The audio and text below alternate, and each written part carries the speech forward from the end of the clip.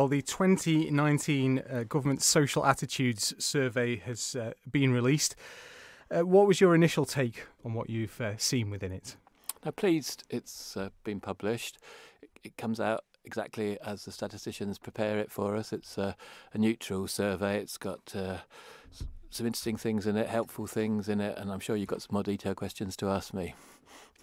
Well, I was going to start off with, just how helpful is it to you? Because the sample rate seems rather small. I think it's about a quarter of what it was when the first one was done in 2016. So can you still rely on the data within it? Yeah, it's a survey. There are some surveys that government does which are mandatory to complete. It's statutory, we call them. So, for instance, one of those categories is the earnings survey, which tells us from an income tax database we need to have data about this, and then we can work out how much people are earning at work. There's another type of sample where we spend a reasonable amount of money over some time getting to know people and really getting inside their household income. We published that recently. That's called the Household Income and Expenditure Survey. And then there's this type of survey where it's valid, it's prepared properly, it's reliable, it's very helpful for us, but there is the potential for a degree of statistical bias because it's a sort of self-selection sample. You're going to say to me, well, there's bad things in it and you're doubting it. That's not the case at all. This survey is what it is. It's a statistically valid quota, 500 people, more than 500 in fact, but there is a degree of bias in it, and perhaps we can discuss that some more. Well, let's take a look at one of the categories. One of the ones that really jumped out for us in the newsroom, really to start with, was the satisfaction with and confidence in public services, pages 62 and 63. These were quite telling because it showed that every single sector within public services, both the satisfaction with them and the confidence in them, has declined in every single one. Including the media. That's not good news for you, though, is it? That maybe with the media, but we're talking fire and rescue services, ambulance, postal services, public transport, police, education, health, leisure facilities, local authorities, social care, planning services and utilities. Every single one of those categories is down. That's right, and that's very worrying. But as I said, will the same bodies that are more trusted are still more trusted, and as you say, it's across the piece. So there is a potential for statistical bias. It's still a helpful survey. We'll take that on the chin. What this is a self-selected sample of people weighted by age, by gender, and where they live in the island. It's not weighted by their opinions or anything like that. It's a valid opinion poll type survey in the same way that any others are, and that's troubling news. But I'm more interested in the detail. So, for instance, there's some new sections about domestic abuse.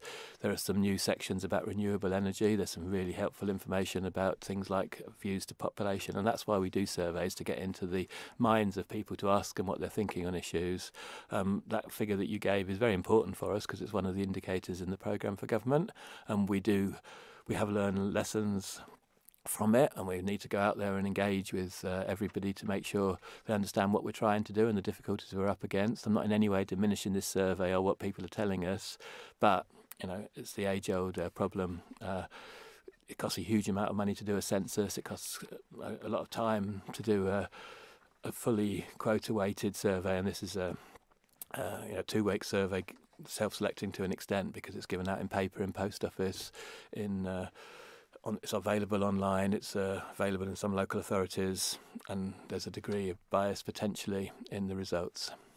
There seems to be a degree of spin, let's call it, within quite a lot of it as well. So you'll have graphs and tables which show one picture, and then above it there will be a short explanation as to part of those statistics, and in almost every instance it tends to focus on a more positive aspect of it, ignoring larger negative changes. Now, is that down to the government or is that down to the people that have conducted the survey?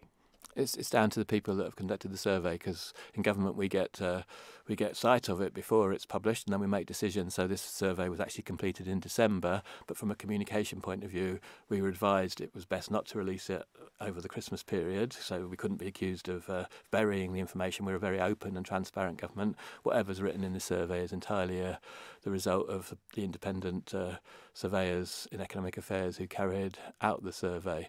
You're right, you've given me a couple of examples there, and so I would encourage people to go in and look exactly what each of the graphs say about what the questions were asked and how they were answered. It's such a rich document. It certainly is, and there's plenty to be picked over within it, and we can't even begin to cover anywhere near all of the stuff within it. But you mentioned media earlier on, and the confidence within it. I mean, something else which jumped out to us was on page 60, where it talks about source of news, and you have things that are non-specific, so newspaper, radio, social media, not specifying whether or not that's UK or Isle of Man. But then very specifically, you have Manx Telecom Television. And it also mentions respondents indicated their main source of news is internet, including isleofman.com, manx.net, Jeff the Mongoose, none of which are sort of, let's say, I don't want to say they're not reputable, but they're not sort of official news sources. Let's put it that way. They're not Isle of Man newspapers. They're not Manx Radio. They're not Energy. They're not 3FM. Could there have been greater divisions within that to separate things out more, to show things better and give a better reflection of what goes on locally? Yeah, there can be greater divisions, but each time you try to find out information about more specific things, you lose a degree of statistical validity, and we're always up against small samples and small surveys. We're always up against that issue in the Isle of Man, and when we try and break it down and ask more questions, we get even more into more dangerous grounds from statistical validity. So very pleased to work with the media collectively to refine that part of the social attitude survey in the future. One thing to say, Ed, is this all this data is about the respondents to the survey. It's not necessarily about the population of the Isle of Man. So I'll give you a point. It says in here that 9% of the people in the Isle of Man, you could read it as this, categorise themselves as bisexual or in a category called other. We don't know whether that's the case in the population, because we haven't asked that question. All we know is that's how the people declared to us when they were responding to this survey.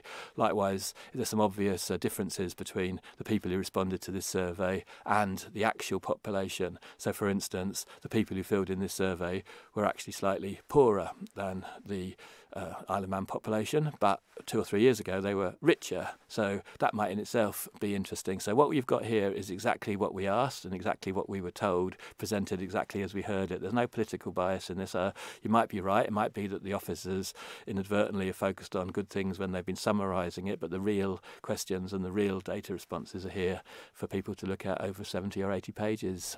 So if the people who have responded to this, despite the different weightings and whatnot, if they are not necessarily a reflection of Manx society as a whole, how useful is this to you then? And how can you know how useful it is to you if that's the case? It's valid and it's useful in its own terms, but we've presented it with the statistical risks as well.